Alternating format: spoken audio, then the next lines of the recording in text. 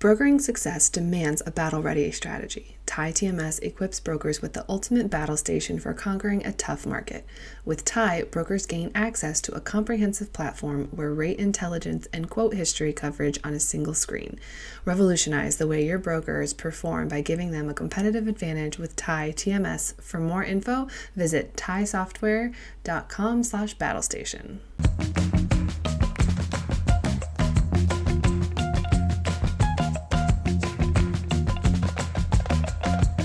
Welcome back to another edition of Check Call. Today we're covering all things construction and warehousing.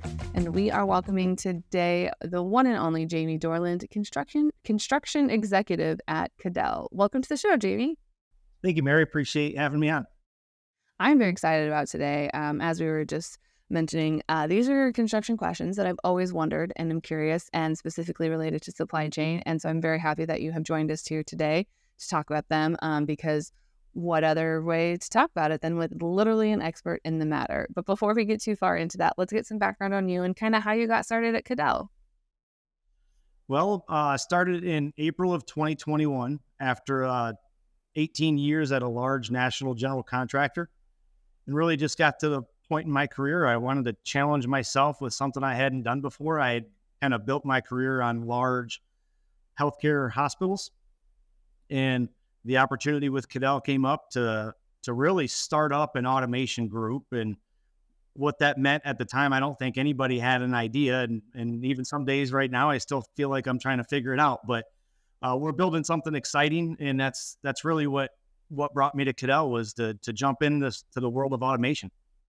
I am excited about that because there is in the supply chain space, you have your warehouses, and warehouse automation is extremely key. We've focused on the tech aspect of it in the previous episodes where, it doesn't necessarily have to be, robots going through and coming up with everything like that. It can literally just be a tech improvement. But from the automation side, there's a lot that goes into it. So starting at ground one, if I am a 3PL and I have a warehouse that maybe is 50, 60, 70 years old, and I want to update it to something that could have automation, could have something that exists in the 2000s in it, where do I start? Do I look at tearing it down? Do I look at retrofitting? How do I know what the best path forward is for me? Absolutely. Great question.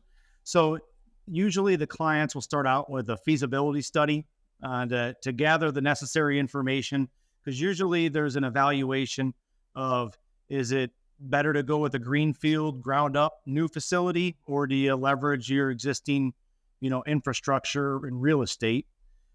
So some level of a feasibility study to understand rates of productions, both old and either potential or forecasted. And really evaluate the structure and infrastructure capabilities of those existing systems.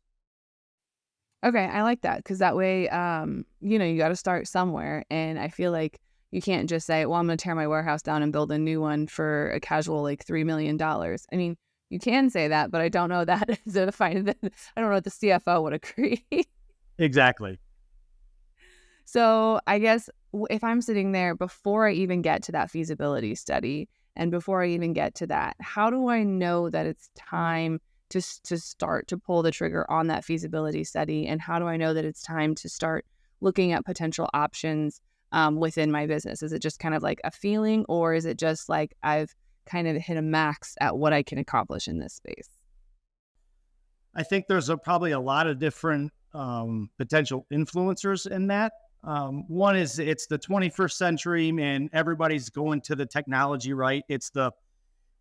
I think it really starts with a commitment from leadership to either evaluate, hey, because a lot of this involves a change in their actual business strategy, whether it goes from manual picking, but so at some level, a high level commitment from leadership that this is something that they're either, interested, and it could be driven by, you want to grow, or they want to scale to growth.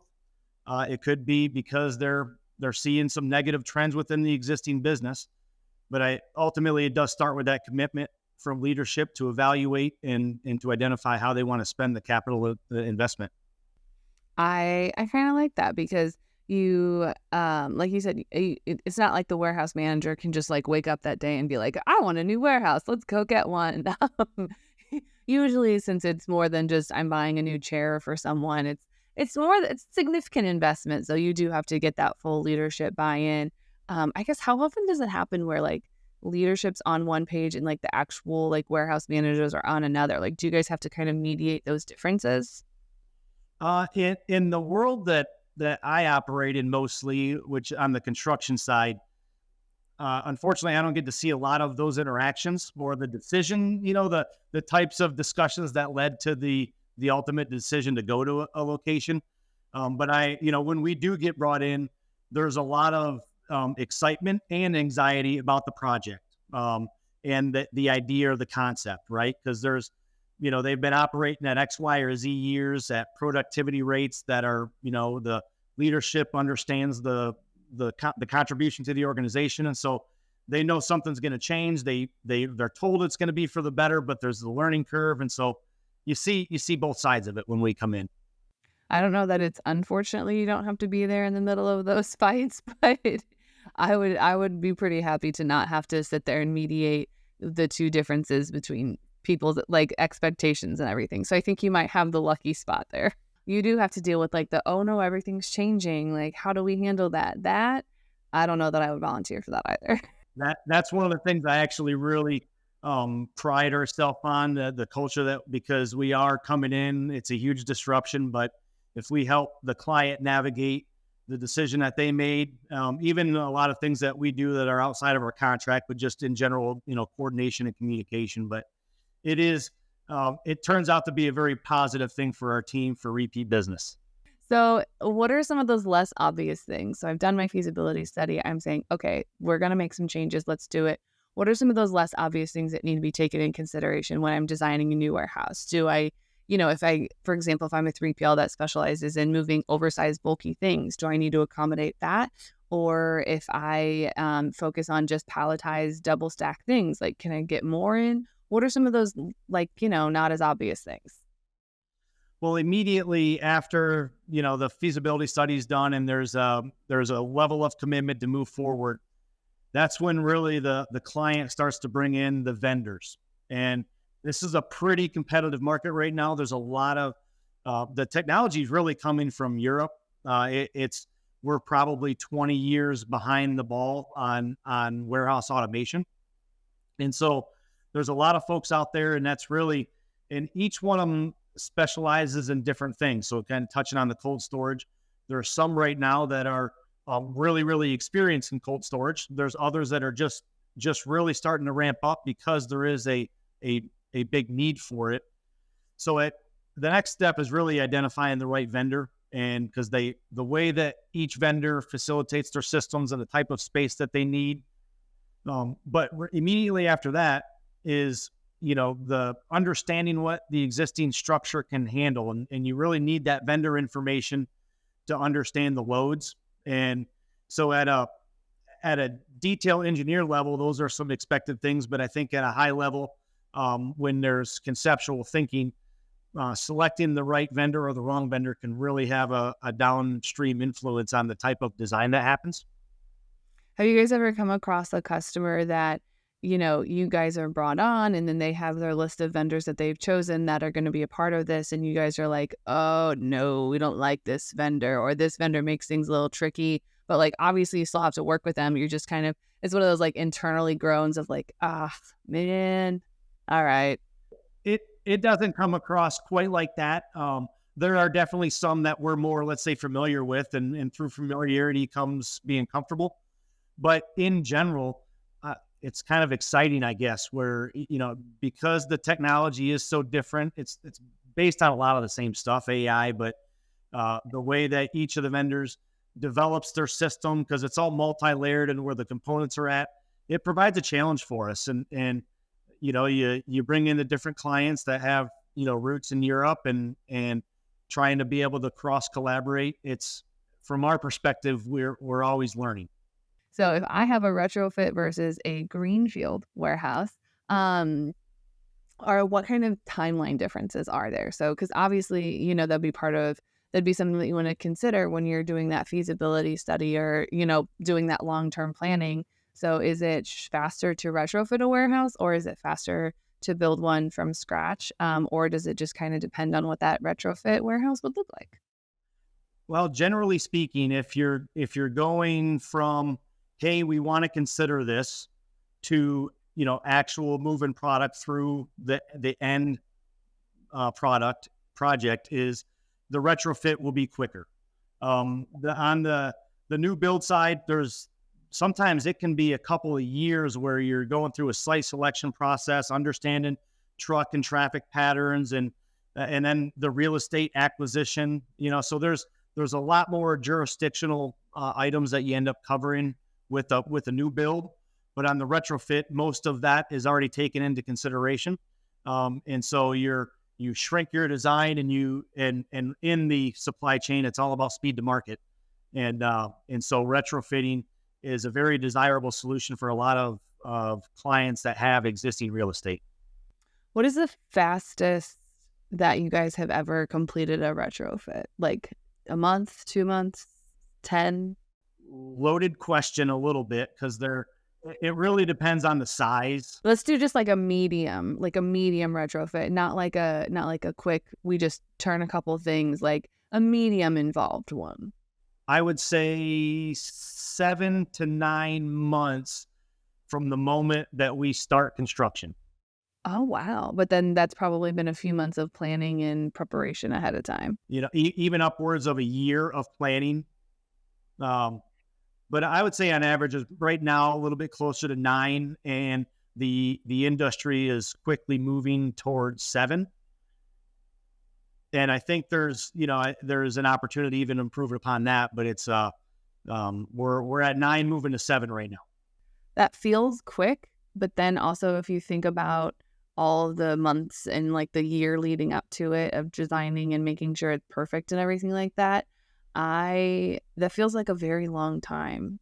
But I mean, it's a huge investment, so obviously it's going to take time and it's going to be a thing. But also 7 months from like the day that like the first hammer comes out, that also seems very quick. It's like, it seems long but short, And then even, so after the construction's done and everything's installed, there's usually, let's say, a minimum of 1 month, probably average of 2, where it's a commissioning, activation, go live, and implementation, right? So it's a whole process to get the client and trained up on the system, ramp the system up to full productivity, and then officially handing it over. After you've ramped them up and you guys are working on putting new things in, are there any new like tech advancements in the warehouse space that you're really excited about? It's that's a tough one. It's advancing fast, right? It's like you think about what's happening in general, and being the construction guy, I just know what's happening in my world. So I can't even imagine from the actual vendor or the engineering side what's happening.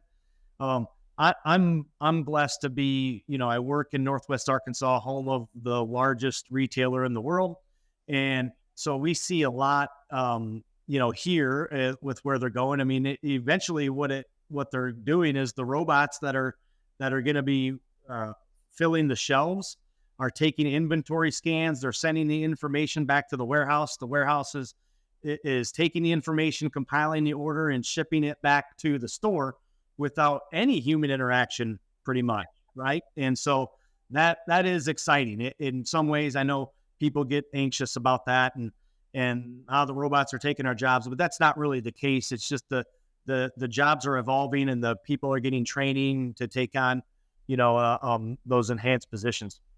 Yeah, there's been some things that have come out for like inventory management where you can fly a drone around your warehouse. But since it's inside your warehouse, you don't need FAA approval. And then there's also people that it's like a lot of cold storage warehouses will have the lights off and there's just like an automatic robot and they just work in the dark because the robot doesn't need the light. And it's a way to like cut down on energy savings. But it's very creepy and weird to me that you just have a warehouse full of robots just doing the job. And then there's like obviously people there to talk to when you check in and make sure that your paperwork's fine. But for the most part, like your robots are picking your loads, which I mean, honestly, in a warehouse where it's like 30 degrees or below zero, like fair. I don't know that I would want to go work in an Arctic tundra every day, but much props to those who do. But that's just like when I see stuff like that, I'm like, man, we've really come a long way in the technology side. It's so cool. It will never not be fascinating to me, to see what people can come up with next.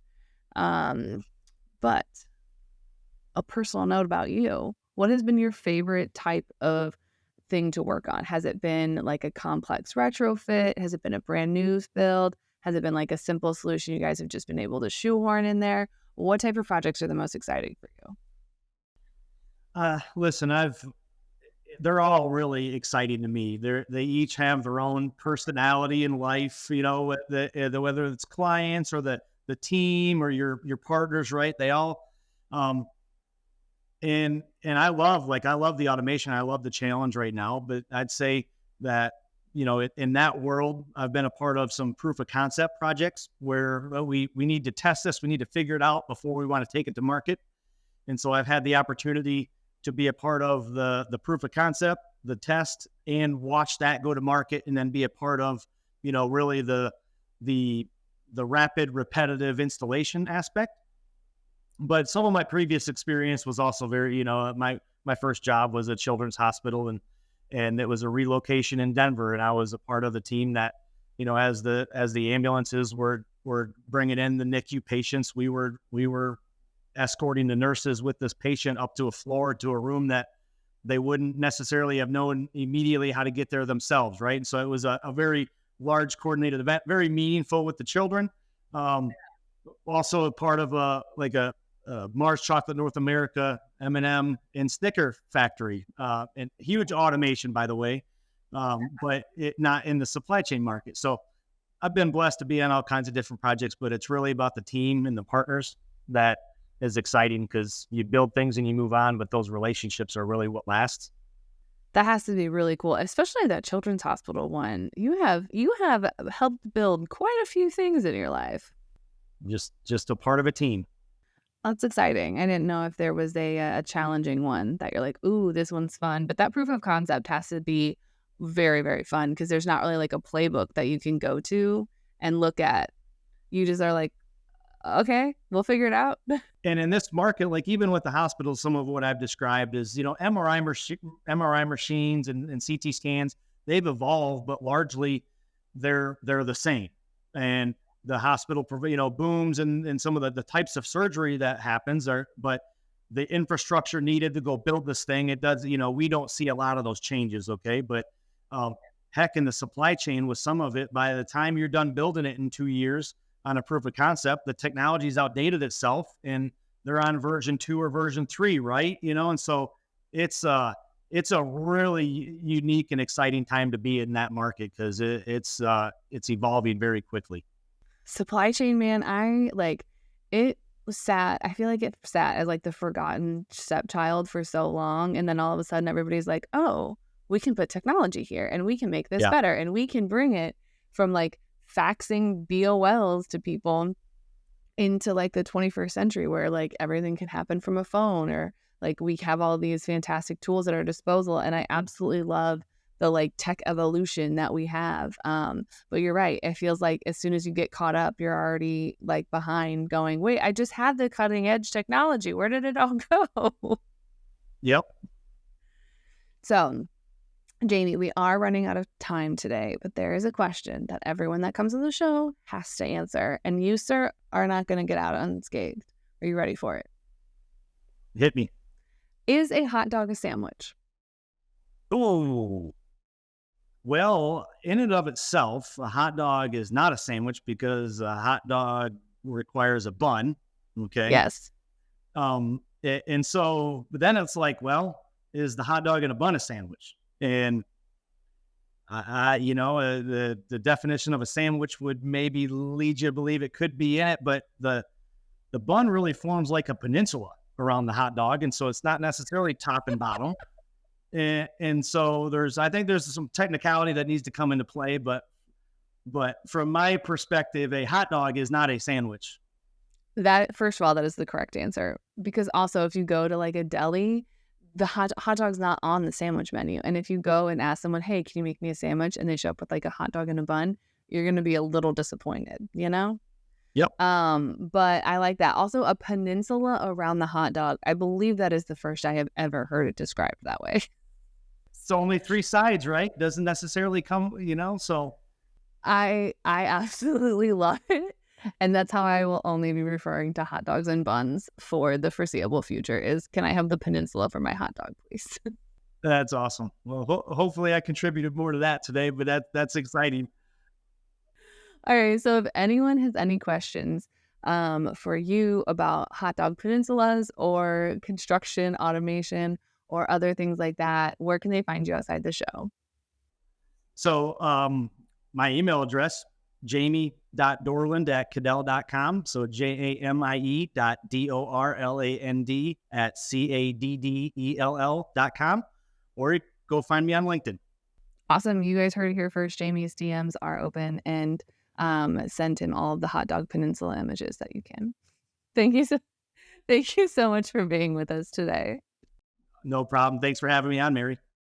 Find Check All the Podcast anywhere you get your podcasts, like Apple Podcasts and Spotify. Don't forget to check out all the other incredible FreightWaves podcasts, and you can subscribe to the newsletter on freightwaves.com/checkcall. See you on the internet.